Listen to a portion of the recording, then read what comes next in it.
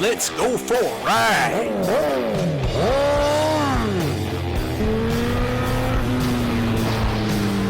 You are watching CycleCruza's all-in-one motorcycle channel. Subscribe today. Hey guys, check it out. My WR250R, absolutely filthy as it should be. I was riding out in the muddy woods and drifting out in the field, having a good time doing my urban fuckery. But what really sucks about doing that is cleaning the bike afterwards. I absolutely hate scrubbing the dirt and mud off of this bike, man. But anyways, in this video, I want to talk about reducing weight on your new stock motorcycles. You know, a lot of you guys always quote the weight of the bike, like the WR250R. You like to say, man, that bike is heavy compared to dirt bikes. It's at 295 pounds wet. But what a lot of you guys fail to realize is you can actually take off nearly 15 pounds off of this bike. And this CBR 1000 RR, this is a 2012. This is at, I think, stock 441 pounds wet. And, you can take the rear fender off of that. You can put on a lithium battery. I put on the aftermarket exhaust there. And, I've probably taken off this bike. I've probably taken a good 7 pounds off of this bike, man. But this WR250R, took a lot of shit off this bike. I did add some stuff onto the bike, but still it saves me a lot of weight. And just to show you, I wanted to weigh some of these parts and show you how much this stuff weighs. And, right off the jump, for those of you that don't carry a passenger, I highly recommend taking off these passenger pegs off the WR250R. This is like damn near 2 pounds right here for the passenger peg. Really heavy, man. And the mirrors, taking those stock lollipop mirrors, that's about what, a good 1.5 pounds, 2 pounds for that. Instead, you can go with these handguard mirrors like I've added here. These things weigh nothing hardly. I'd say probably like 10 ounces or something. It's plastic, small, lightweight. Now I know when you add handguards, that adds some weight back on. But like I said, taking a lot of this stuff off, and even if you add some stuff on the bike, you're still going to save a lot of weight. Just to show you the this ugly fender that comes stock on the WR250R. This right here is damn near 4 pounds right here. Instead, put on the DRC tail light, and you have to buy the turn signal separate. And this is, as you can see, it's absolutely filthy with mud, so you can't really see it. But this is smoked out turn signals and the rear brake light. But I mean, that weighs hardly nothing. Look how small it is, and does a fantastic job. By the way, I'll include, if you want to get links to all of the mods that I've done on both of these bikes, just head over to my website at CycleCruza.com and click on the menu tab, My Mods. And those are all the links to all the parts that I've put on both of these bikes. So hey, go check that out. You take this off. This is a 1/2 pound just for these ugly turn signals here. Which the stock turn signals went right here. Instead, I went with the integrated turn signals into these Zeta handguards. So that saves weight there. The frickin' the stock exhaust is damn near about, what, 11 pounds or so. Instead, take that off and you put on the FMF Q4 exhaust. That'll save you a few pounds. And also, when you take the stock exhaust off, you also take off this servo crapper here. This is a little over 1 pound right here. Instead, you'll put the servo eliminator piece. Also, the AIS for the emissions crap. This saves 1 pound when you take that off.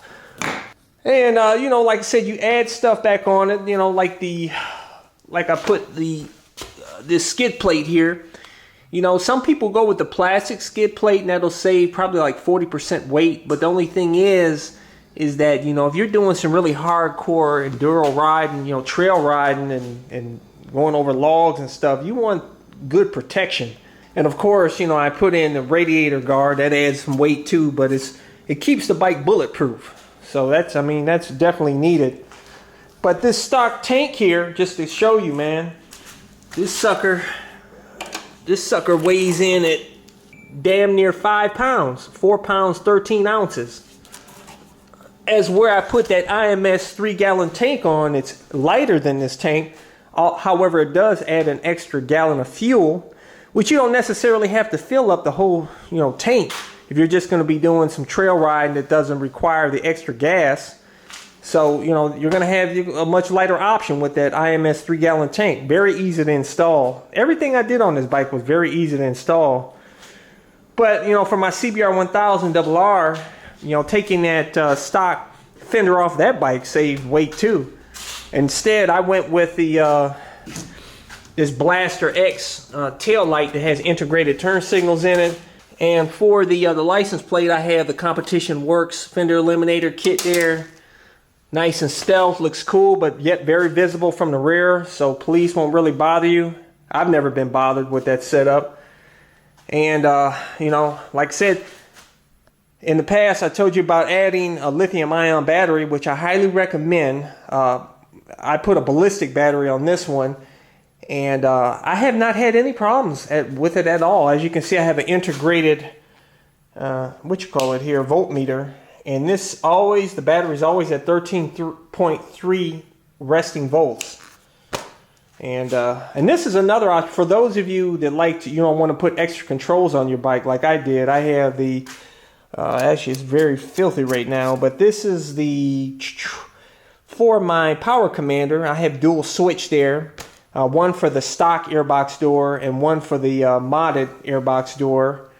And this is for the heated hand grips, or the heated elements underneath the hand grips. Of course, this is the voltmeter. So I actually integrated in the bar pad, so that that'll save some weight. So I don't have. I originally was going to put a piece of sheet metal with that, which would look tacky as hell and add weight, and be kind of a burden, be in the way. So this worked out absolutely awesome. But yeah, I'm sure there's a lot of other ways you could probably lose some weight on here as well. I know you could take the switch off here, the kickstand switch, which I need to take the time to take off. That'll take off a few ounces. But all in all, I'm going to get this bike weighed. I'd be willing to say that this bike is at least 290 pounds with all the shit I've taken off this bike. Of course, adding some stuff back on is going to weigh it back, but I'd say I've saved at least a good 5 pounds.